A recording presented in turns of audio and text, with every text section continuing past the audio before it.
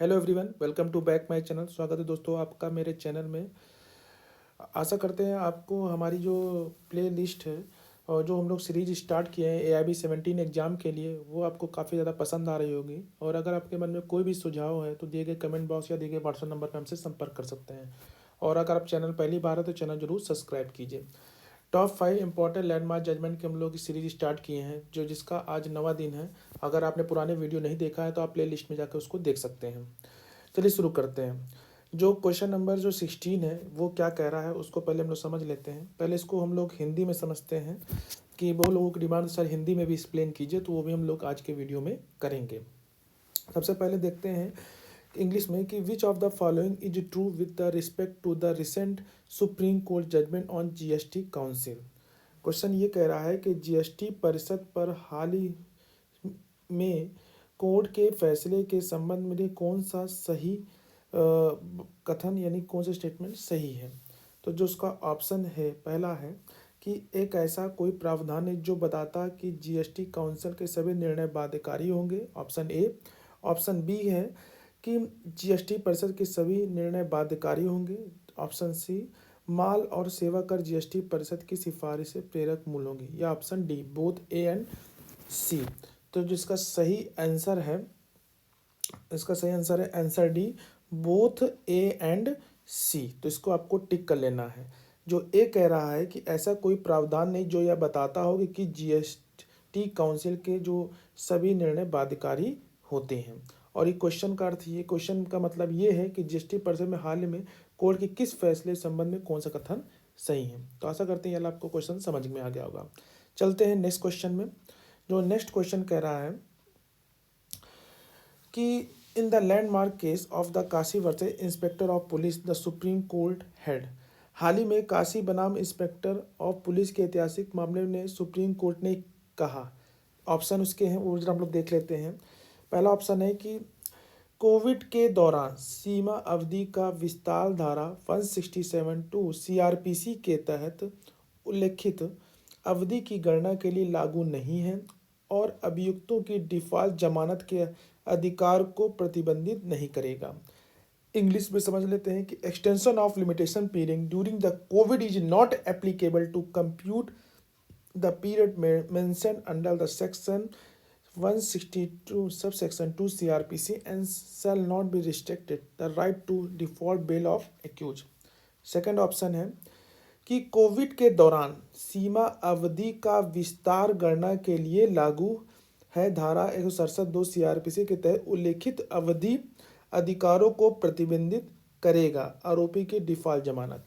जो extension of the limitation period है during the covid जो एप्लीकेबल है to compute the period of mention under section 167 subsection 2 CRPC and shall restrict the right to default bail of accuse. और जो third option है कि Covid के दौरान सीमा अवधि का जो विस्तार होता है गणना के लिए लागू है। Extension limitation period during the covid is applicable to commit the period of mention under of subsection 167 to CRPC and shall restrict the right to default be accused but only in the case of heinous offense। तो इसका जो सही answer है वो है answer A. Extension the limit during the covid is not applicable to commute the period mentioned under the section 167(2) CRPC and shall not restrict the right to the default bail of accused। Covid के दौरान कोई भी जो सीमा अवधि का जो विस्तार धारा 167(2) CRPC के तहत उल्लिखित अवधि की गणना के लिए लागू नहीं है और अभियुक्त के डिफॉल्ट जमानत के अधिकारों को प्रतिबंधित नहीं करेगा। जो कि बहुत ही ज़्यादा मोस्ट इम्पॉर्टेंट लैंडमार्क जजमेंट था जो कि सुर्खियों में था, तो आपको उसको हाईलाइट कर लेना है। समझ गए? तो आशा करते हैं ये भी आपको क्वेश्चन समझ में आ गया होगा।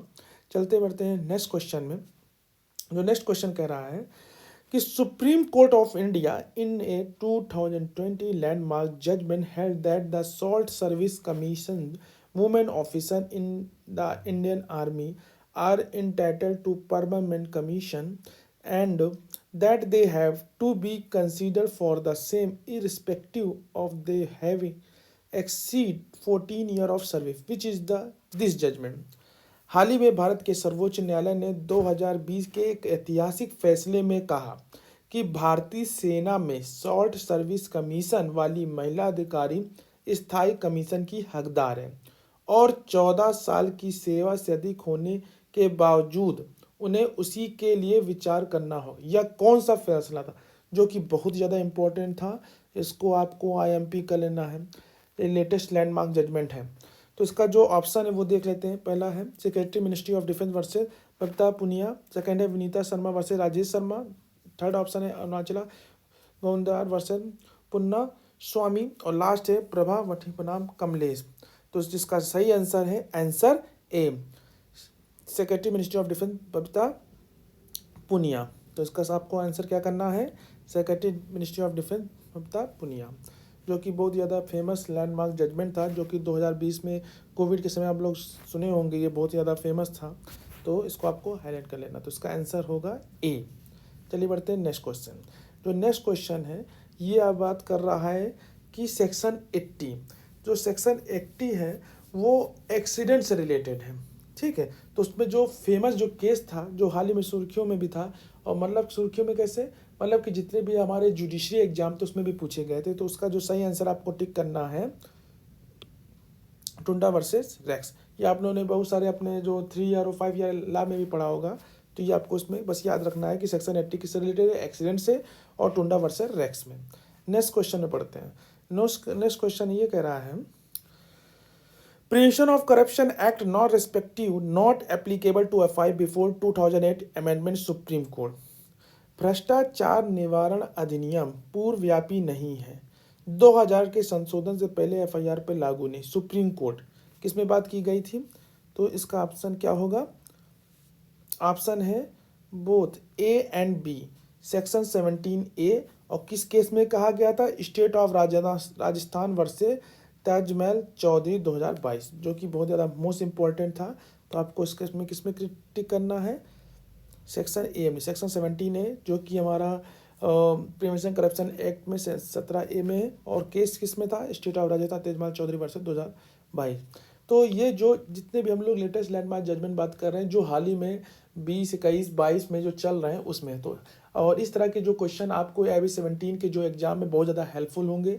और आशा करते हैं आप अपनी नोट्स प्रॉपर प्रिपेयर कर रहे होंगे, क्योंकि आपको 20 से 25 मार्क्स भी प्रिपेयर करना है। क्योंकि मान लीजिए बेयर एक्ट अगर लेकर जाते हैं और उसमें केस ला भी आते हैं तो उसमें मिलेगा नहीं आपको, तो अपने से ही प्रिपेयर करिए। कभी कभी ऐसा होता है कि आपको केस ला होते हैं, आपको बेयर एक्ट ढूंढने की जरूरत नहीं, जो आपके माइंड में रहता है और आप पढ़े हुए होते हैं, तो उसको आप तुरंत टिक कर लेते हैं। तो आपका समय भी बचेगा और आप अधिक से अधिक क्वेश्चन सॉल्व कर पाएंगे। आशा करते हैं आपको ये वीडियो अच्छा लगा होगा, और इसको ज़्यादा से ज़्यादा लोगों को शेयर कीजिए। और कोई भी मन में डाउट हो, दिए गए कॉन्टैक्ट नंबर और पे हमसे संपर्क कर सकते हैं, या दिए गए कमेंट बॉक्स में हमसे कोई क्वेश्चन पूछ सकते हैं। आशा करते हैं ये वीडियो की सीरीज आपको अच्छी लग रही होगी, और जल्दी हम लोग इस पर काफ़ी सारे जो डाउट्स हैं उसका भी एक क्वेश्चन आंसर का हम लोग उस पर एक वीडियो जल्दी अपलोड होगा। और हम लोग जल्दी इसमें टेस्ट सीरीज की भी बात करेंगे, कैसे आपको एग्जाम में पेपर सॉल्व करना है।